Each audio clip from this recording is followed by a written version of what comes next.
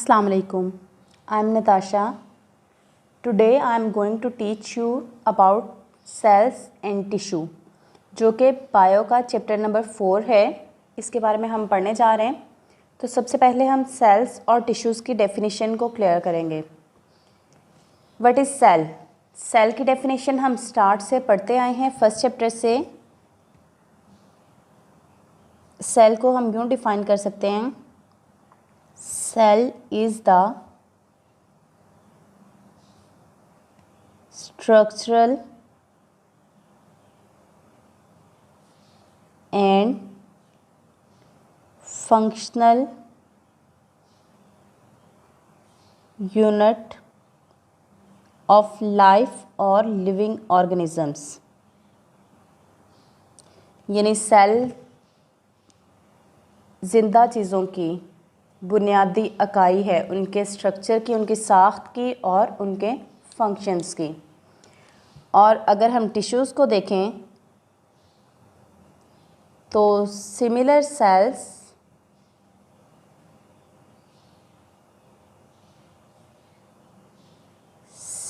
Sales performing similar functions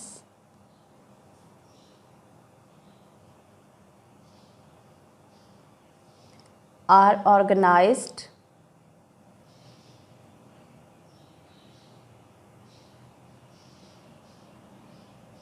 and into a group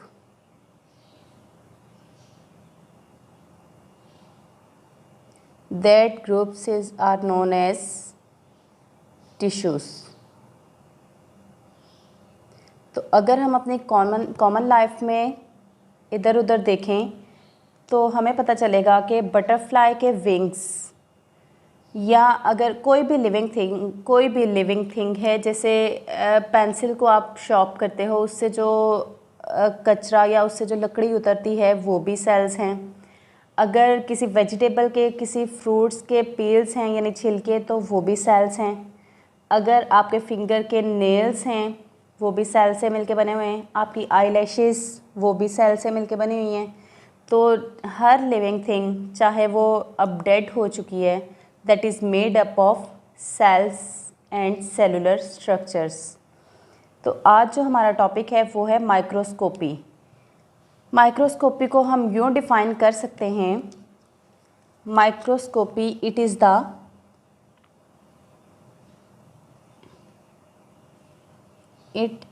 the use of microscope. यानी microscope को छोटी छोटी चीज़ें देखने के लिए यूज़ करना माइक्रोस्कोपी कहलाता है। तो अगर माइक्रोस्कोप में बात की जाए, माइक्रोस्कोप के यूज़ की, तो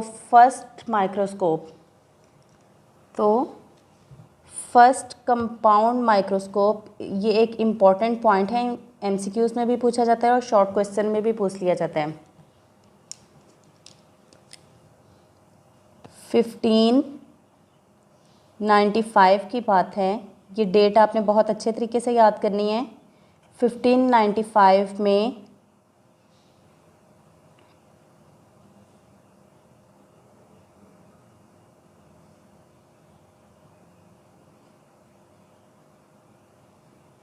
ज़ेकारियस जैनसन, ये एक साइंटिस्ट हैं जिन्होंने फर्स्ट कंपाउंड माइक्रोस्कोप इंट्रोड्यूस करवाई थी।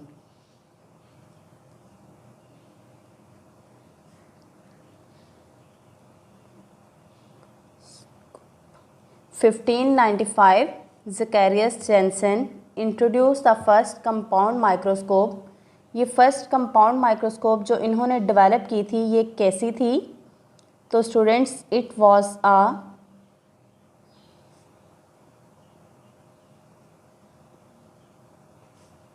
ट्यूब, सिंपल एक ट्यूब थी। इस तरह से हम कह सकते हैं कि सिंपली ये एक ट्यूब थी जिसके दोनों साइडों पे एक एक लेंस लगा हुआ था। उस ट्यूब के ऊपर भी और नीचे भी एक लेंस लगा हुआ था। It was simply a tube with lenses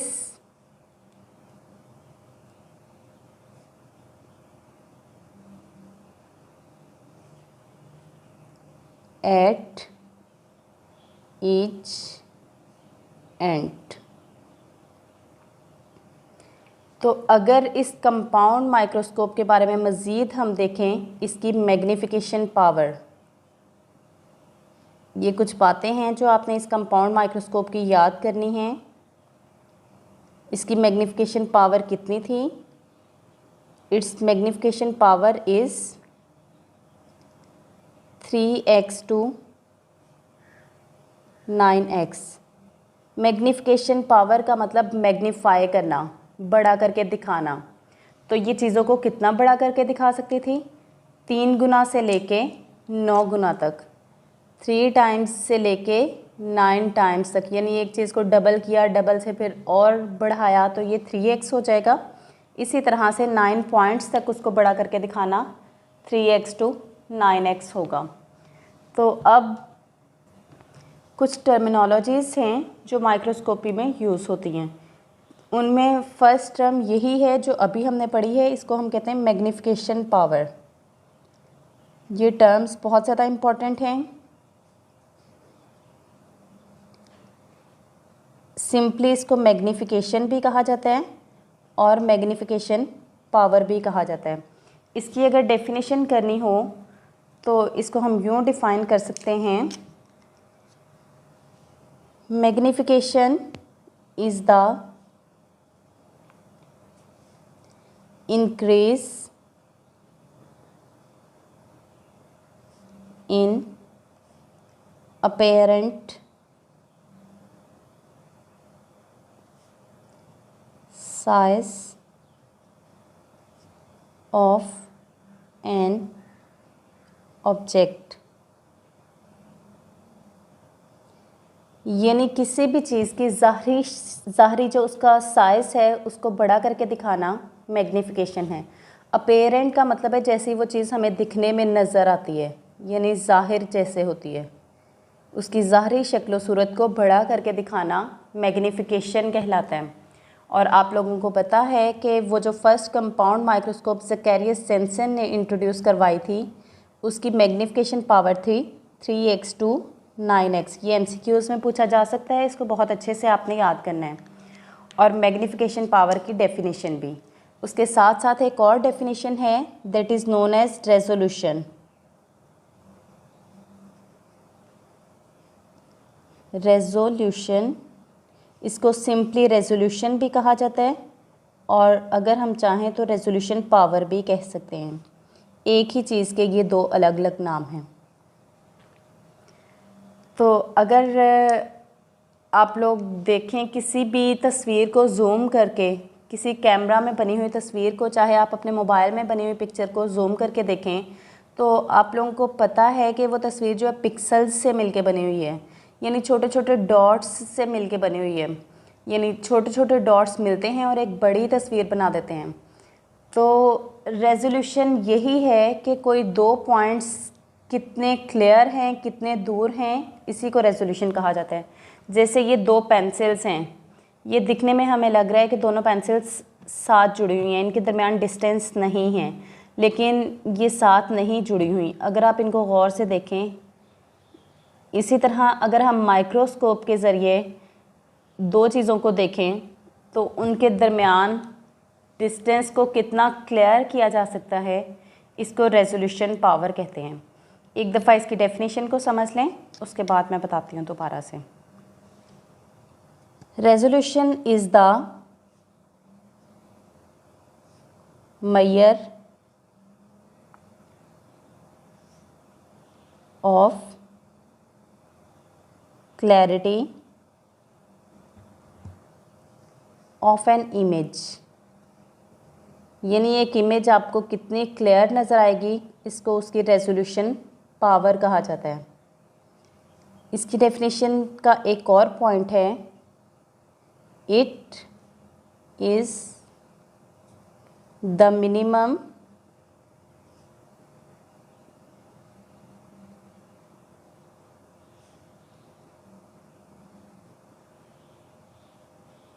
distance at which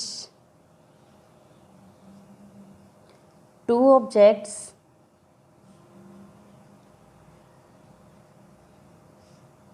can be seen as separate objects.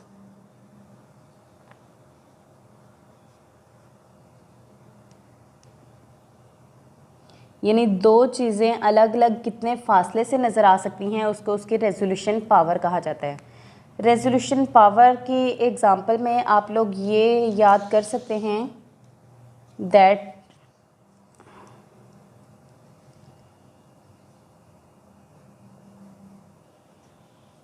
Resolution of human आई, ये भी बहुत इम्पोर्टेंट क्वेश्चन है कि ह्यूमन आई की रेजोल्यूशन पावर कितनी होती है। तो ह्यूमन आई की रेजोल्यूशन पावर है 0.1 मिलीमीटर। 0.1 मिलीमीटर ह्यूमन आई की रेजोल्यूशन है। इसका मतलब है कि कोई भी दो ऑब्जेक्ट्स हैं जिनके दरमियान डिस्टेंस होगा 0.1 मिलीमीटर का, उनको हमारी आँख अलग अलग देख सकती है। अगर ये डिस्टेंस हो जाए, इससे रिड्यूस करके हम कहें कि 0.05 मिलीमीटर है, तो वो चीज़ें हमें अलग अलग नज़र नहीं आएंगी, वो एक ही चीज़ नज़र आएगी।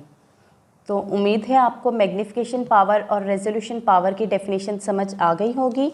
तो इससे नेक्स्ट लेक्चर में हम लाइट माइक्रोस्कोप और इलेक्ट्रॉन माइक्रोस्कोप को डिस्कस करेंगे। अगर किसी को कोई पॉइंट क्लियर नहीं हुआ तो आप कमेंट बॉक्स में पूछ सकते हैं।